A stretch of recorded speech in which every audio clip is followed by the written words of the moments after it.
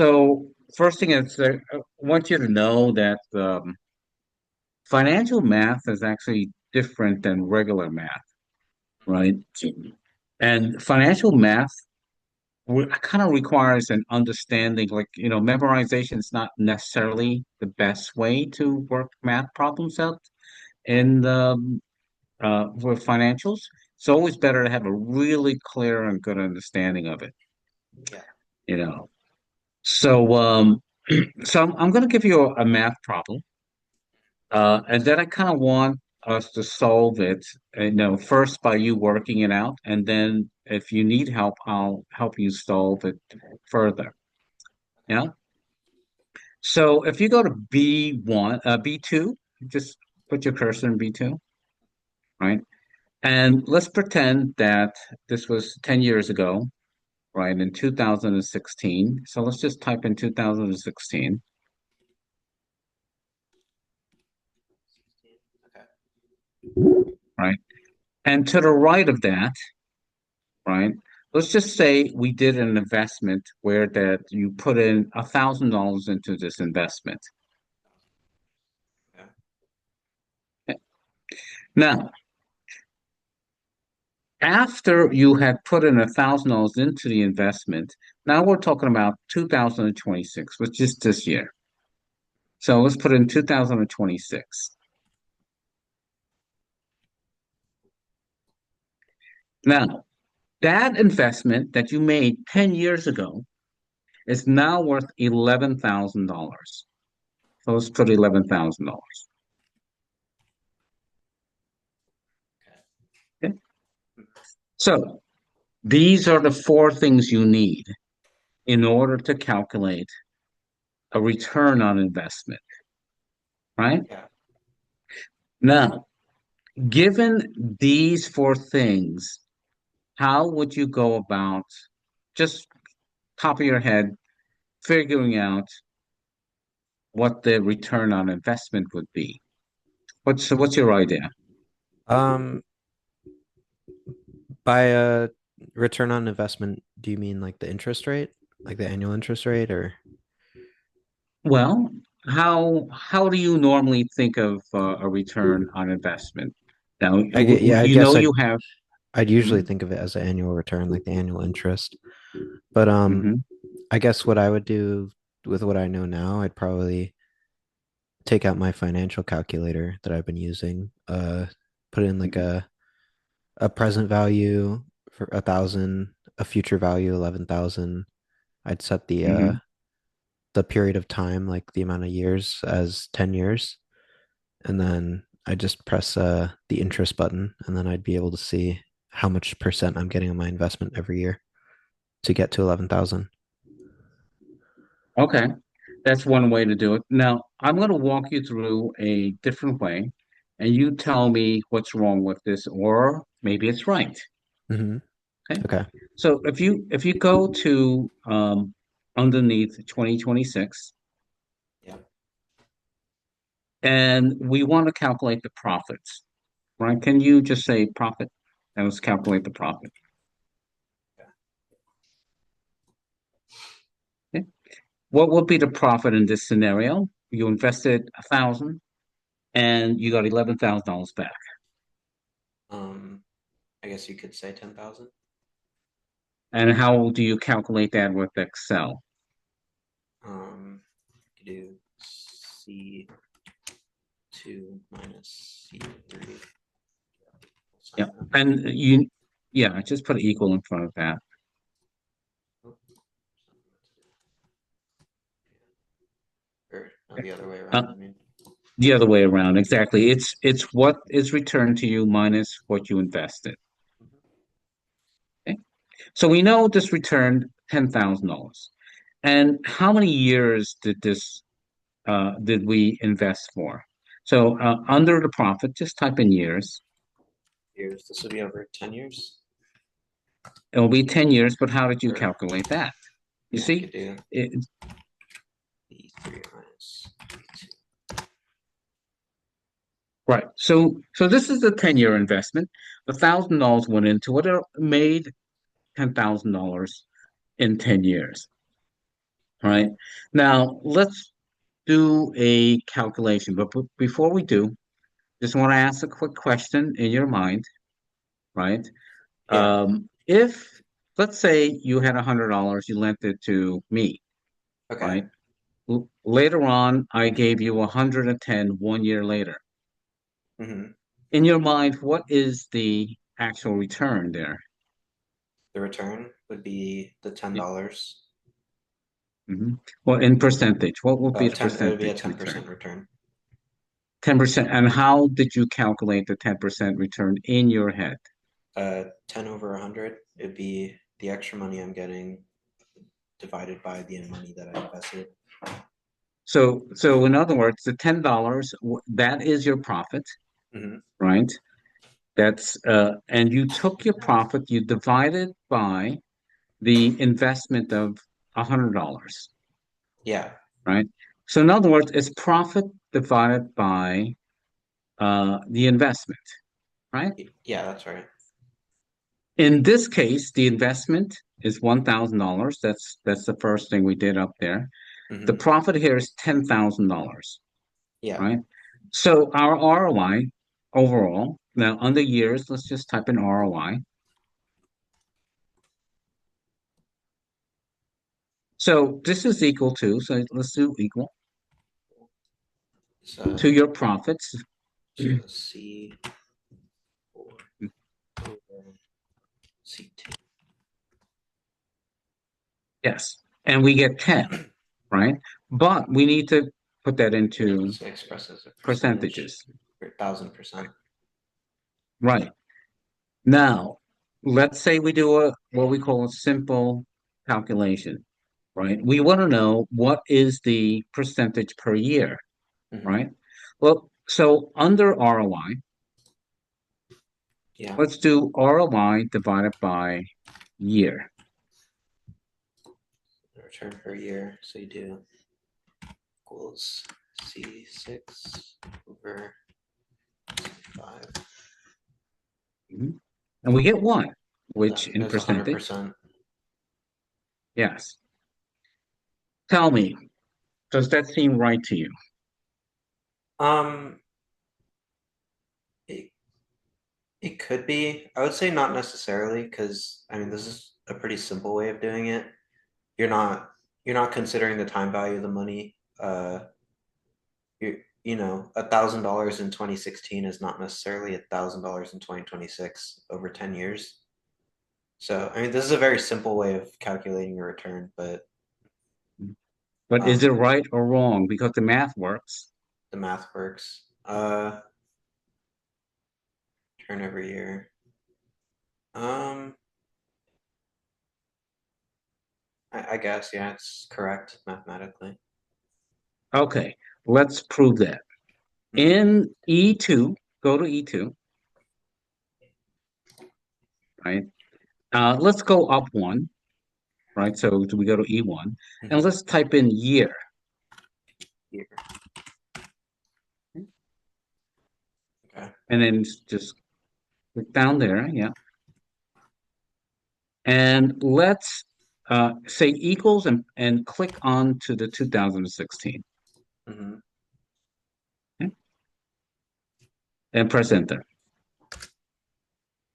Okay, so starting in 2016, right? Now, in 2016, what happened was that you made an investment, and to the right side of year, just type in amount. Okay. Now here, say equals and point to the thousand because that's what you started out with. Yeah. Now, under 2016, we're going to use a little quick formula, and we're just hmm going to add one to the 2016. So you say equals, point up, and plus one. 2017. Okay. Now we're going to create a formula on the right side of 2017. hmm Okay. Now, basically, if we were getting 100% per year, what would we get in year two, right? Year two. So we say, Yeah, so we'll do the formula together. I'll just say equals. equals. Okay, the first thing is we want to calculate what the interest would be. So it's F2 times the interest rate of 100%. So click on that 100%. Percent. And then we want to add the principal. So that's the interest right there. And then you say plus, Yes. and then add the thousand on top, which is what you started with. Yeah. That will give you the principal plus the interest, Mm-hmm. right? Yeah, makes Click on that. sense. Mhm. Okay, which means if you were getting 100%, right, you Yeah. would wind up with double the amount, right? Correct. Okay, now double click on the 2000 for a moment. So we have a problem if we copy this down. If we copied it down, do you know how Excel works when you do a copy down? Yeah, it's referencing like the same cell. So if I was to do this, it'd be like the years Yeah, the like years that. will But work. this, I think if you copied it down, it's going to start using the new amount as a reference point. So if I was to put this here, instead of using $1,000 as the reference, it's going to use 2,000. This is going to say 4,000. Right, and no, it's not going to do that actually. Copy it No, down once. I'll show you the problem. oh, it just says 2,000. Why is that? Double click on it Is it and see what just happened, so it's seeing F3, which is 2,000 times which is C8, correct, but but there's C8 an is not correct. empty cell. Yeah. Yeah. So part of this, right, lesson is Excel as well, Hmm. because the financial analyst, right, is going to need to learn uh, a lot of Excel. It is your financial tool. Hmm. Every hedge fund manager, every person in financials, they have to be an expert in Excel, Yeah. right? So we have a problem when you copied it down. What happened was it was correct. It is using the 2000 because we have to start out with that because the next year, after 2016, you do have 2000. Then because it's a compounding effect, right? Hmm. The 2000 then has to increase 100%, but when you copy it down, it puts you into this other cell that is below the 100%. But that's not what we want. We want it to remain on the 100%, right? Yeah. Hmm. To do that, let's figure out how to do that. Hit escape.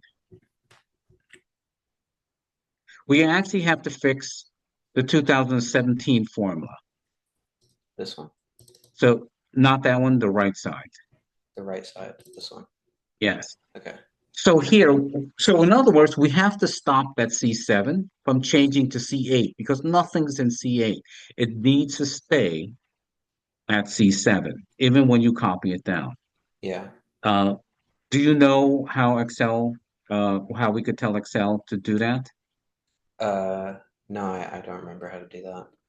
Okay. So if you put dollar signs around the C, and let's do that. So left and right, press enter. Now copy it down. Here we go. Okay. You see how it's working? Yeah. And the formula is now correct, right? Hmm. So, before you do anything, yeah, Yeah. drag that down so it becomes 2026, but not the amount just yet. Okay. Stop for a second. What do Yeah. you think is going to happen if you drag down that? Well, it's not gonna be 11,000. What do you think it's going to be? 16, 32, 60, like far beyond. And it's gonna be probably millions. Drag it down. Yeah, a million. Okay. The lesson here is there's the problem with doing simple math, Hmm. right? The problem with doing simple math is that you get 100% per year. That's not a wrong calculation. But It's just not the way we think of it as a ROI per year, yeah. right? So this is actually a philosophical question, right? Or question and answer, right? Mhm.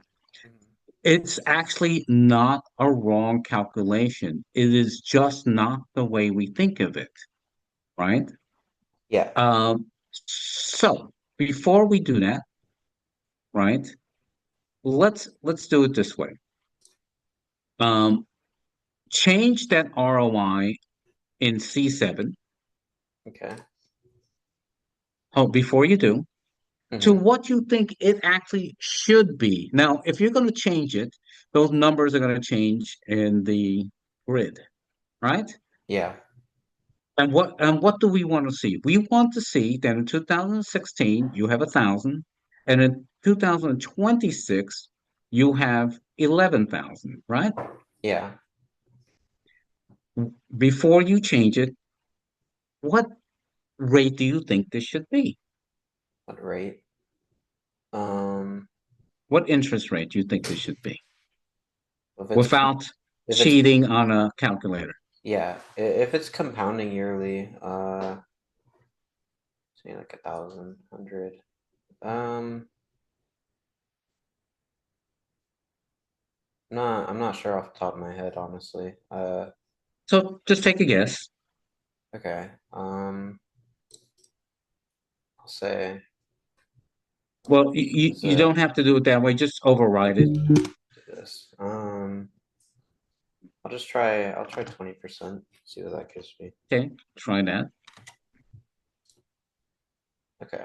Okay, so you're a little off here, Mm-hmm. right? Because by a 20% interest rate, right, Yeah. over this span of 10 years of $1,000 invested returns you basically $6,200. So we Mm-hmm. need to increase that, right? So let's increase it Okay. to something you think might work 30.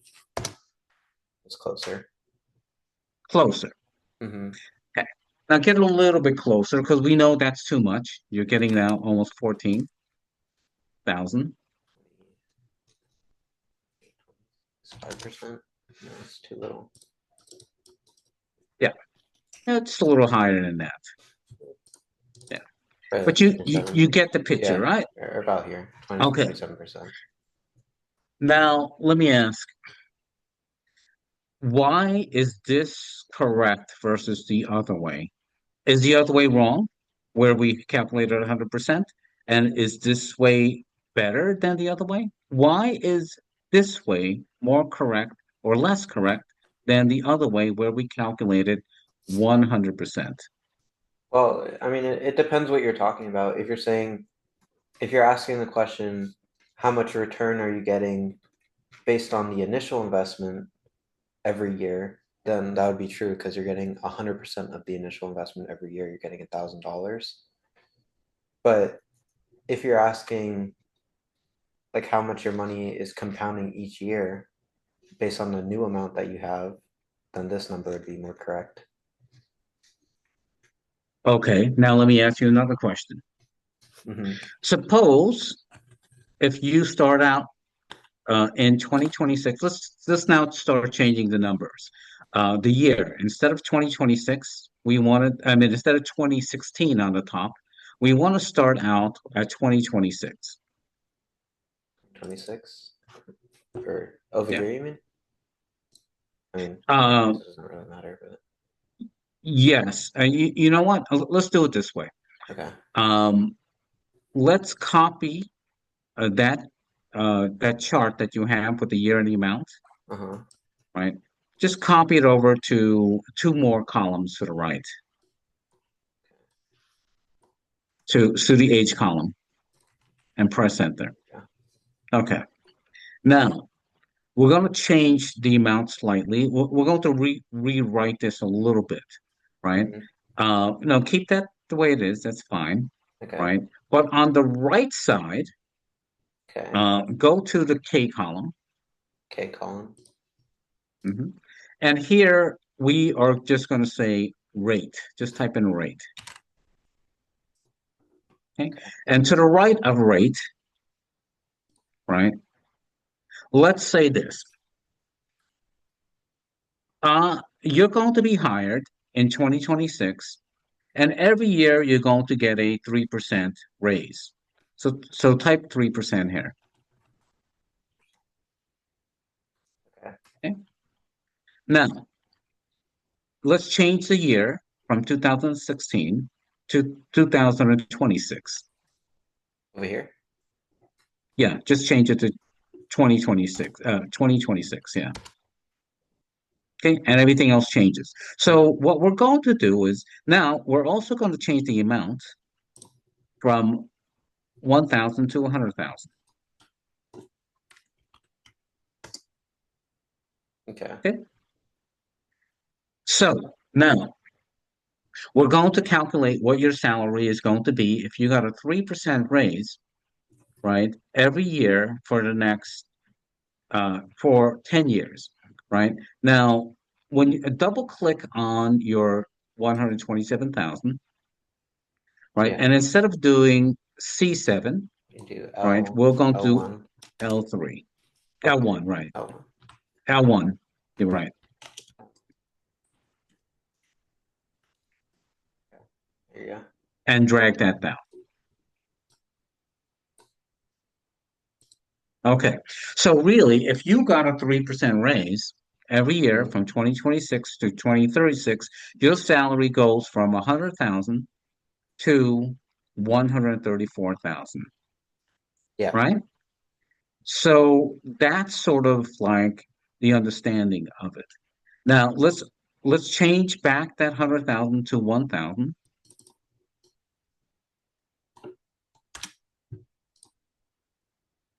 right? Keep this here for a moment. Yeah. Okay. Now I'm going to ask you a question, right? So that 3% was salary before, right? Uh-huh.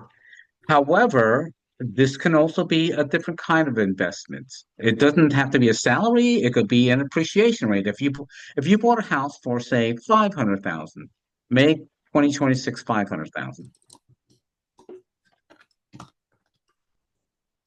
Okay. And if every year it appreciated 3%, then in 2036 it will be worth $672,000, Yeah. right? Hmm. Now, there's also another type of investment called CD rates. Do you know what a CD is? Yeah. Certificate of deposit? Uh-huh. Okay. Do you know how it works? Um, you have to buy one for a certain amount of years, and then you get back your money at the rate after those years have And passed. exactly, and it is exactly the same thing that you're doing here, right? Hmm. But let's just say you put into your CD, right? Okay. Say $10,000. So in 2026, you would have $10,000. Okay. And if your CD rate was 3%, then in 2036, your 10,000 turns into 13,439, right? Yeah. So that's the idea. Now, let me ask a question. Okay. The first calculation we did, right, Yeah. With the in 100%. B and C. Okay. Well, before we get to that, I'm just pointing out, right, Yeah. that when it had 100%, it was not a wrong calculation. The problem is that simple calculation of taking the ROI and dividing it by 10 years, right? Hmm. While it's a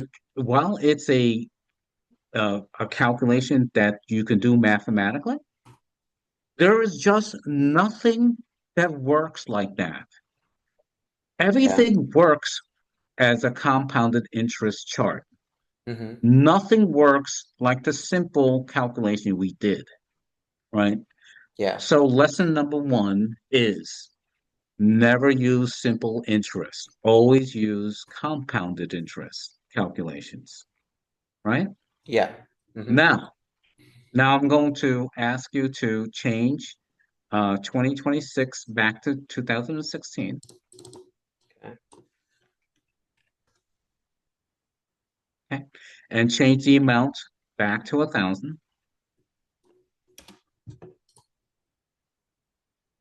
And now we're going to work with a new formula. Instead of 3%, click on that.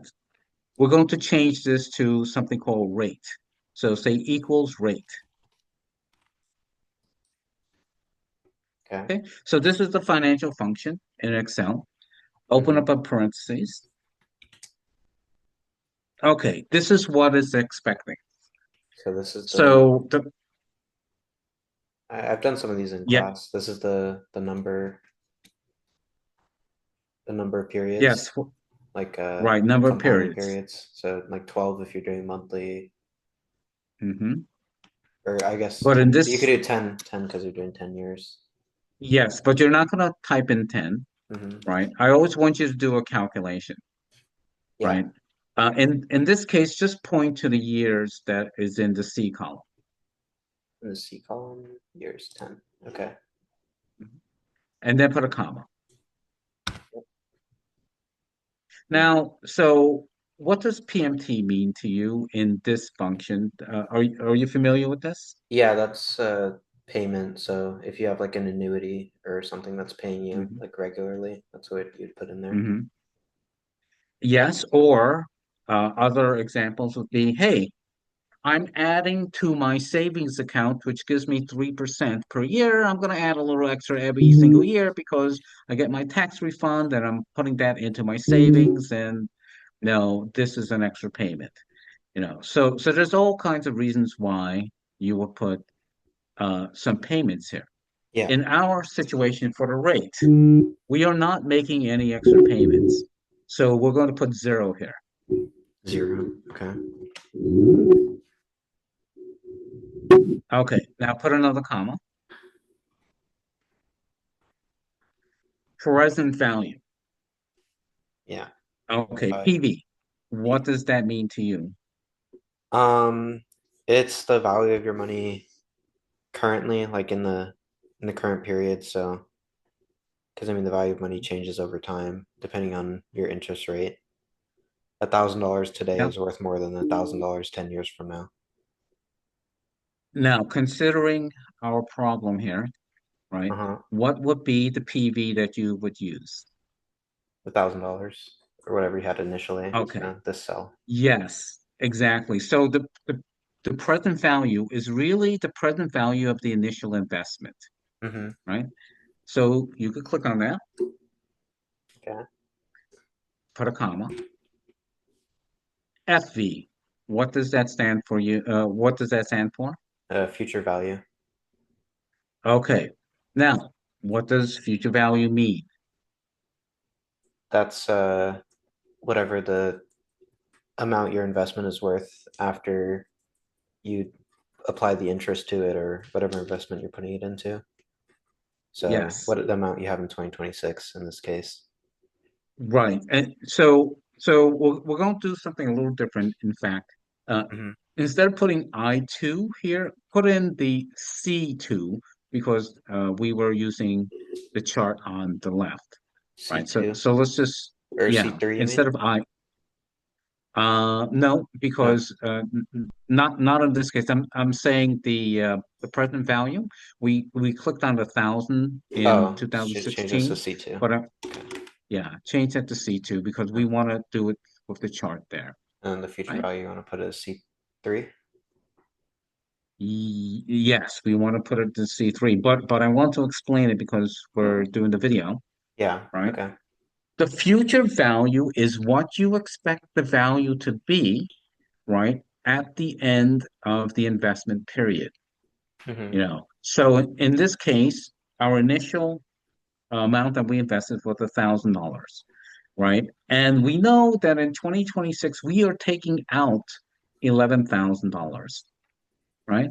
And Yeah. so that's really the future value because it's the future of this investment when we invested it 10 years ago, Hmm. right? So now let's click on the 11,000. Okay. Okay. Now we have enough for this rate Hmm. calculation, but there is going to be a problem, and I'll explain what that is. Close the rate function, Okay. press enter. Okay, we have a problem. Yeah. The problem is, or let me just say if you know what the problem is. Why did it come up with an issue here? We have everything. That's correct. Number of periods. Um, I'm not actually sure what the problem is here. Okay. Let me explain it. Okay. Okay. Now, it's really something what we call the definition of a cash flow. Yeah. What is a cash flow to you? It's money that you get like every period, every month, or every year from your investment, like extra money on top of, excluding the initial investment. It's like what it provides. Okay. And that's typically an answer that someone would give, but it's not actually a correct answer. Hit escape over here for a moment. Okay. Okay. Go down a couple of go to L3, L3. Okay. type in cash, and to the right, type in flow. Because I want to explain this. Okay. Okay. Cash flow has two words in it. Yeah. Cash and flow. Mm-hmm. It doesn't have anything with expenses or revenues or anything like that. It's cash flow, right? Yeah. It really is more about the flow of cash, how the cash is moving, right? Mm-hmm. That's cash flow. Many people don't really understand it, and therefore, when they don't understand it, they get the formulas incorrect. Okay. Yeah. Now, I'm going to ask you, how do you feel when you put money into your pockets? Pretty good, I'd say. Pretty good. You feel positive. You see what I Mm-hmm. mean? Yeah. Now, how do you feel when money comes out of your pocket? Negative. Negative, exactly. Mm-hmm. Cash flow has a direction, plus and minus, right? And we have to pick a reference point. Your reference point is your pocket almost all the time, Yeah. right? In all of these calculations.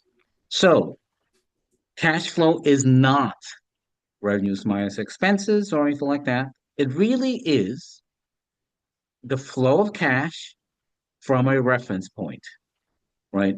Normally, it's from your pocket, right? Mm-hmm. Now, when the $1,000 went into the investment in 2016, where did the $1,000 come from?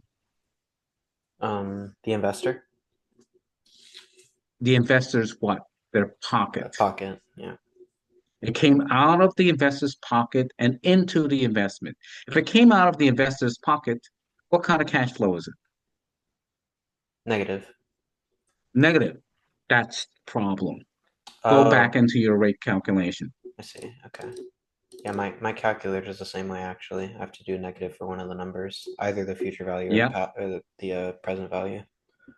yes. But this So time, which one's the negative one? the initial investment. Now press enter. See, there we Okay. go. Now, yes. So I want you to always remember you Mm-hmm. must pick a reference point. And even though we put a positive $1,000 in 2016 as if it was positive into the bank, it didn't really come into the bank by magic. It came out of your pocket into the investment. You see what I Yeah, mean? that makes If you sense. get that, if you get that correct, then you will not get confused by the functions, Mm-hmm. right? So you have to always remember your reference point is your pocket. Make Okay. sense? Yeah, that makes Now, sense. go to the 27% and give us multiple decimal points. Yeah.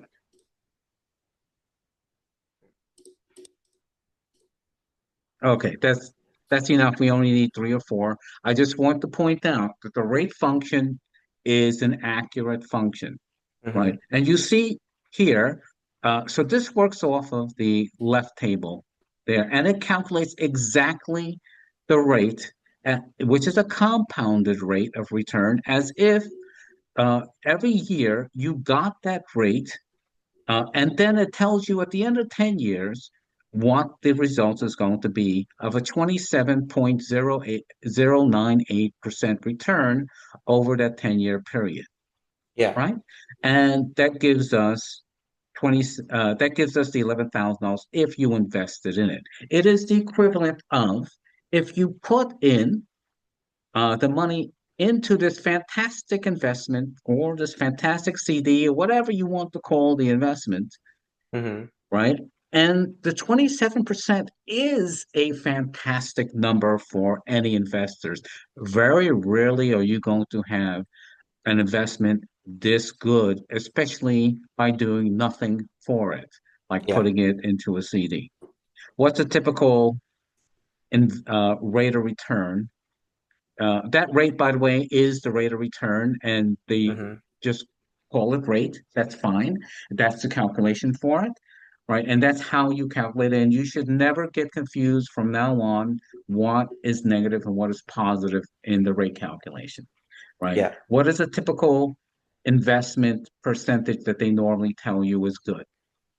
Um, Anything better than like the treasury rate. So if the treasury rate was like Mhm. 3%, anything more than that. Yes, and that may be considered good or maybe considered average, Hmm. right? What would you say would be a interest rate like that rate that you would say is worth some risk? Because here's the thing: a treasury bond is not risky, No. right? Hmm. So 3 to 4%, maybe if that's what they're paying out, is without any risk. Yeah. What rate would make you take what rate would you do, would you get what would you want in order to take some risk of losing your money, right? And typically most investors would say 7 to 10% would be a rate that I'd like to get, which is pretty much double or even triple what the US Treasury bonds would give you. Hmm. You see what I mean? Yeah. So that's something typical. Okay? Now, I want to introduce a new financial formula for you. Okay. Okay. Create the same chart, but without the amount, but copy that, Just and the we're going to years wipe out the amount. Yes, and the amount, and the but we're amount. going to wipe out the amounts. Yeah. Okay. And let me just put it over here. Yes. Okay. Delete this. Okay. Yeah. But keep the word amount there. Yeah. We still want amount. All right. Okay. So so now we know that if you put $1,000 into an investment, and it turns out that it's a $11,000 return in 10 years. The rate is 27.9098%, right? Mm. But here, instead of amount, we're going to switch the word amount with cash flow.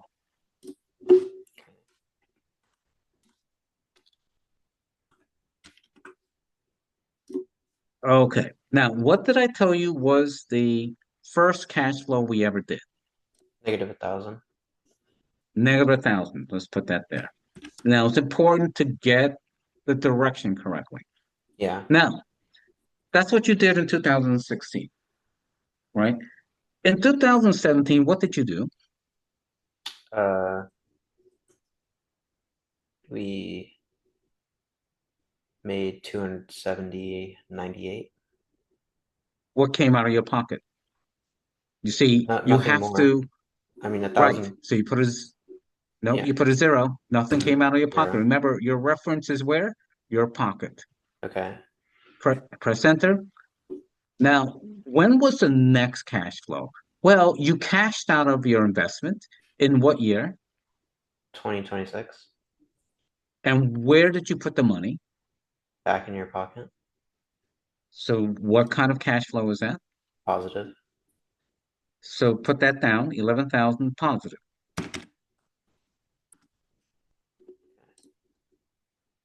Any other time it was zero. So copy the zero all the way down. Okay. This is what we call a list of cash flows Hmm. over a period of time. Okay. Now, under the years, right? Let's go under the years and then go one more down. So you're in, right? Go under the years and right. Hmm. So I'm introducing a new formula for you. It's called IRR. Oh yeah, I know that one. Okay. We won't say equals just yet. We're just going to put IRR as the Okay. name. Yeah. We'll work on the calculations in a second. Mhm. What's an IRR in your Uh, understanding? like the rate of return for the cash flows. Exactly. It is the rate of return for the cash flows. What do we expect it to be if we were to use the IRR here? Um, it should be the same, I believe. Should be the same, Hmm. right? Well, let's find out. Go under the cash flow to the right of IRR and say equals IRR. Okay. Open your parentheses and highlight all the cash flows. Close it. Give us four decimal places. Three. Exactly the same as the Yep. rate. Hmm. Now, typically you are not going to use the rate. Typically you are going to use the IRR. Why? Because it's going to give us some better things to use. And this is also, it's going to be able to model the investment much better, or even your business much better. Hmm. Let's break it down a little bit. 2016, we bought a building, Okay. right? Now let's go back to the left, right? Left. That chart in the BC column. This one. Okay. Yes. So we bought the building and we paid $900,000 for it. That's our 313 Hancock, Okay. right? So put in 900,000. All right. Today, we got an appraisal for it about a month ago, month and a half ago, and it is now 2,150,000. Okay. Okay. Now, so you see what this is telling you, right? Yeah. That we put in 900,000, right? Um, the profit here is 1,250,000 over 10 years. If we were to use the ROI, right, it's 139%. Is that right? Just double click on it to make It sure. should be. Yeah. Or yeah, Okay. that's correct. Hmm. So 139%. But now that rate is incorrect on the bottom. Let's just delete that because we don't really need it anymore. No need to confuse anything. We don't actually need the E and F column. We could wipe that out. So just highlight E and F and delete. Okay. We really want to concentrate on the amount on the right side, right? Hmm. And the profit there, right? So the question is that 900,000, which turned into 2.15 million, Yeah. right? We want to model that, right? So in the amount column, right? Let's use the cash flows on the right side, Okay. right? What will we put here? Negative 900,000. Yep, so say equals and point to the 900,000, but you want to put a minus sign in front of it. Yeah. Okay. Okay. Now go to the 2026, and say equals, and we need the 215,000, right? 2,150,000 percent there. So this is literally a 9% return. Uh-huh. Now, in your mind, what does this mean to you? Means that every year your money might as well have gone up like 9% and Okay. compounded, and this is what So, you would have got. so you have to say Hmm. what you did was you took 900,000 out of your pocket, you put it into an investment property. Hmm. That investment property then sold in 2026 for 2,150,000, right? Yeah, If this were the case, you would have made a 9% compounded return. Let me ask, is that good? that's pretty good. Yeah. But that's not the full story. Hmm. Because now you now need to understand the characteristics of what happens. When you buy a property, how do you buy it normally? Let's say $1 million property. What would you typically buy it for? Well, tell me about that transaction. Buying $1 million property. I'd say, I guess, normal circumstances, if that's just a house, you'd put 200,000, about 20% down, and you'd finance it over Yes, 30 years at a whatever interest yes. rate you can get. So we didn't do this correctly, right? Hmm. Okay, let's work on it so that we get a correct understanding. Good. Just go anywhere below this chart. We'll do the calculations down here. Okay. Okay, but go next, and you know what? Go to the right of the chart. We'll because we want to keep the chart in the view, and let's go to the right. Okay, so the first thing we want, right, is that we want the purchase price of the property. So just type PP for purchase price. Okay, and to the right of that, let's put the purchase price, which is 900,000. Okay. Then we put typically a 20% down payment. So put DP percentage. That's the down payment percentage. And that's 20% normally. Okay. Underneath DP percentage, right? We want the DP dollar amount. So DP dollar.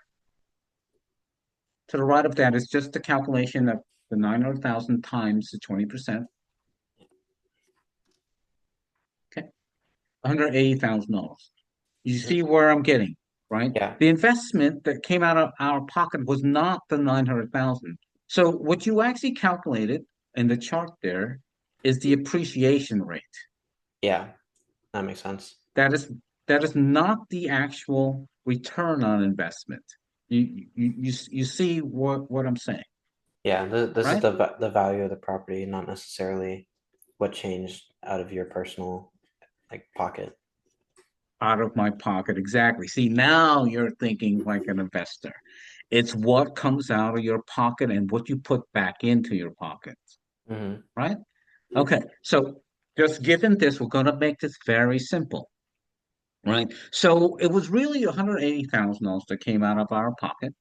And let's go down a little bit more. And now we are going to pretend to sell the property. Okay. Okay. But before we do, calculate the mortgage. Mortgage. Okay. Yeah. Yeah. So you say mortgage here.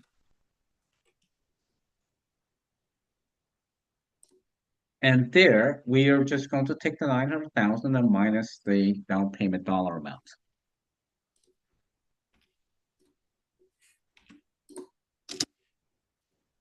Okay. So this is really what we did. We purchased a property with 20% down, put 180, with 20% down or $180,000. We took a mortgage of 720,000, right? Yeah. That's what we did. Then we held it for 10 years, right? Now we're going to sell it. So go down and we're going to call this sales proceeds. go down further, one more down to give it a gap. We want the sales proceeds. Okay. When you sell a property, you will sell it for a particular price, and we call this the fair market value, FMV, Mm-hmm. You want me to type fair that in? market value. Yeah, FMV. That's the sale price, basically. Okay. Yeah.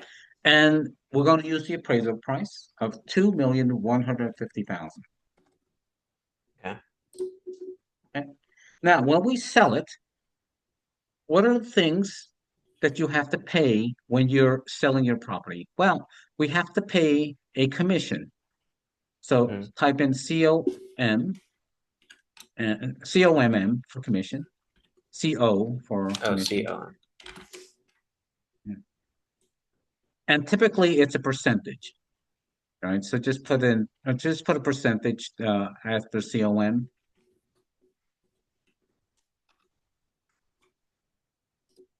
And typically it's 6%.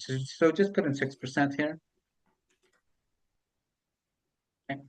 And put in COM dollar amount for the dollar amount of this transaction. And this is only to the brokers, Mm-hmm. right? So that equals to the 2 million. This times this. Okay. You see that $129,000? Mm-hmm. That goes to the realtors. Do you Yeah, see why there's an advantage of getting a license? for sure. Yeah, it's a lot of money. But not only that, you see, because I am a broker, right? I am Mm-hmm. not going to pay out 6%. I'm only going to pay out 3% on this transaction. Yeah. So let's change that to 3%. Okay. So in other words, my partners are lucky that I became a broker for this transaction Mm-hmm. because I'm going to give them back the $64,500. No, because I I happen to be part of the deal, and part of the deal of coming in with me is that I will help you save your money both on the buy side and the sell side, Yeah. right? But I'm pointing out to you why having a real estate license can come in handy. Mm-hmm. Okay? So during the sale, you're going to pay a commission. What else do you think you have to pay? Um, sure there's see, Well, we have to deal with the uh, mortgage, right? pay The the bank lent mortgage, us the money. pay the So rest of so the we mortgage. now need to pay the mortgage. So type in mortgage.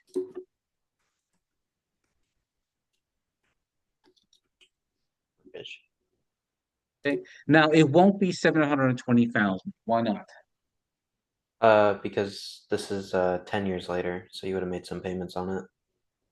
Exactly. In other words, the principal would have been reduced by some of the payments because that's how the mortgages work, Uh-huh. right? So let's instead of saying 720,000, let's just say it's going to be 500,000 left. Okay. That'll be the balance. Okay? So there will be one other cost, and we call that seller's closing cost. So you could say CC, seller CC, and that's a percentage,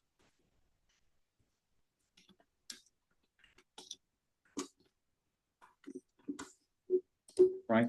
And let's just say typically that's going to be 3%. There's being costs. And now, what are some of those costs that the seller is going to pay? Well, the seller is going to have an attorney. The attorney is going to work out all the legal details.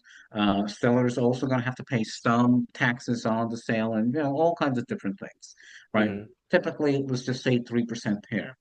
Now let's calculate the dollar amount.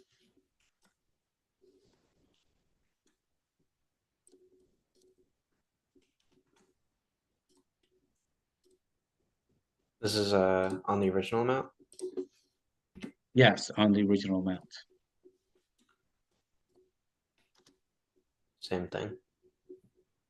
Approximately, yeah, because we're using 3%. Mm-hmm. So these are generally the costs at the sales proceeds. Let's Yeah. get what the sales proceeds is. You could just type sales proceeds Or just or do it up proceeds. here. Or proceeds. Yeah, Okay. that's true. You could do that. Proceeds. that would be this minus this plus this. Okay. Now I want you to understand what's going on here. Mm-hmm. Out of our pocket came how much? 900,000 No. or What sorry, came, one hundred what eighty came out of thousand 100? Okay. plus When whatever we payments sold you it, made on the mortgage. no, that doesn't count. Why not? Oh, the rent. You collected rent to cover the mortgage? Exactly. The renters paid the mortgage, not us, Okay. right? Okay. Now, so we took $180,000 out of our pocket. Then Yeah. we sold the building 10 years later and put how much into our pocket? 1,521,000. Okay. Use the chart on the left to calculate the IRR. Here, say is negative.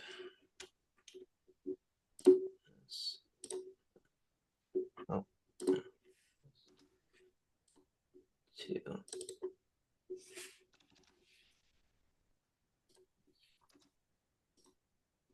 There you Okay. Now, while this example gets close to what we wound up getting, it's not 100% true, go. Mm-hmm. right? But I'm showing you how to get your model very close to modeling out the entire transaction, from start to finish. This is the kind of model you need, Yeah. right? And you have to have a full understanding of the numbers and how they work and the cash flows, right? Uh-huh. So, there are many cash flows when it comes to a real estate investment. Right? This is just the cash flow of the purchase and the sale, but many things came in between this, right? Like Mm-hmm. for instance, we collected, you know, what we do call cash flow, right? That's the rents minus expenses, right? We Yeah. collected that, and we also, not only that, but we got from this, some tax savings, and we also had problems where we renovated it too, so that was not taken into account. And Mm-hmm. then one more thing that we need to take into account: not only did we take money out of our pocket, which is the 180,000, and then we sold it and got back $152,000. But we took a home equity line. Do you know what a home equity line is? Uh, yeah, you take out a loan against the value of equity you have in your house, so the amount you have paid off. Yes. How Mm-hmm. do you think that affects the calculation of the IRR if you receive money back early? Um, it would I guess it depends how you invested the money. If you put it back into the property and it appreciated more, because you have to pay it back, so it would still be, minus like the Yeah. mortgages. It would probably just, I Let's do, mean, it's effectively let's adding to the mortgage. let's do an example. So in Hmm. 2017, we took out $100,000 and paid ourselves back. How would Okay, you put that into this equation? so you got 100,000 in 2017. No, hold on, hold Hmm. on. Yeah. Think of the cash flow. Where is it going, this 100,000? Um, this is it. If this is a loan, this is to you into your pocket. Into your pocket. So what kind of cash flow is this? Positive. No, goes right, right. It's positive. It goes Yeah. into my pocket. Hmm. Correct. Okay. Now, what happens to the mortgage? The mortgage would go up, or so Okay, it'd be but another loan. exactly. So let's just say the full value of that mortgage went up. So change that from 5 to 6. Okay. Okay. And look what it did to the IRR. Hmm. So you see, you can model very complicated scenarios. Yeah. No, using the internal rate of return, Uh-huh. right? And that is the calculation you will use from now on for all calculations of investments, businesses, anything. It must be the internal rate of return. Yeah. Does that make sense to you? That makes sense. Yeah. Now, you can use other types of calculations, like for instance, the discounted cash flow, Mm-hmm. right? Which you probably learned if you took some business courses, right? Yeah. But I don't think you should be using that. I think you should only be using the IRR, and then you compare this IRR towards what the inflation rate is, right, over the 10-year period. And then you'll know if you did really, really well. Because if during this period the inflation rate was 100%, which was crazy in places like Venezuela, Yeah. you know, then you didn't really do so well. Mm-hmm. But if the inflation rate was 3 to 4%, which is typically what you see in the US, then the 30% did fabulous. Yeah. You know. So you must compare it to the inflation rate. You see what I mean? Mm-hmm. Okay, that's the end of this lesson. You could stop the video. Okay.